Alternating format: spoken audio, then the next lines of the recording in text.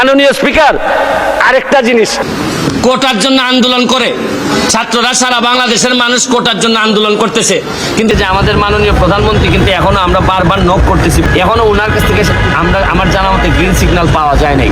কিন্তু আমাদের তো অনেক দাবি যৌক্তিক, কিন্তু যারা অথরিটি আছে তারা অনেকগুলো যৌক্তিক দাবি সামনে রেখেই কিন্তু সবকিছু মিলাইতে পারতেছেন না। আমি মনে করি আমাদের চাকরির স্কোপ যদি বাড়তো আমাদের এত ঝামেলা হইতো না। মাননীয় স্পিকার, আমি মাননীয় প্রধানমন্ত্রীকে চিনি। আমার একটা বিশ্বাস, সব দুর্যোগের মধ্যে উনি আমাদেরকে পার করাবেন। মুক্তিযোদ্ধাদের নাতিপুতিরাও পাবে না, তাহলে কি রাজাকারের নাতিপুতিরা পাবে? কোটা আন্দোলন করবার আগে তাদের তো পরীক্ষার রেজাল্টগুলি দেখে নেওয়া উচিত ছিল যে কোথায় তারা দাঁড়িয়েছে।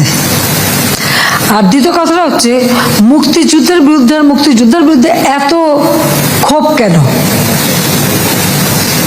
মুক্তিযোদ্ধাদের নাতিপুতিরাও পাবে না, তাহলে কি রাজাকারের নাতিপুতিরা পাবে? সেটা আমার প্রশ্ন, দেশবাসীর কাছে প্রশ্ন, যে রাজাকারের নাতিপুতিরা সব কিছু পাবে, মুক্তিযোদ্ধারা পাবে না। অপরাধটা কি? নিজের জীবন বাজি রেখে, নিজের পরিবার সংসার সব কিছু ফেলে দিয়ে যারা মুক্তিযুদ্ধে অংশগ্রহণ করেছিল, দিন রাত খেয়ে না খেয়ে, কাদা মাটি ভেঙে, রোদ বৃষ্টি ঝড় সব মোকাবেলা করে যুদ্ধ করে এই দেশে বিজয় এনে দিয়েছিল। আর বিজয় এনে দিয়েছিল বলেই না আজকে সবাই উচ্চ পদে আসীন, আজকে গলাবারে কথা বলতে পারছে। নইলে তো ওই পাকিস্তানিদের বুটের লাথি খেয়ে চলতে হতো।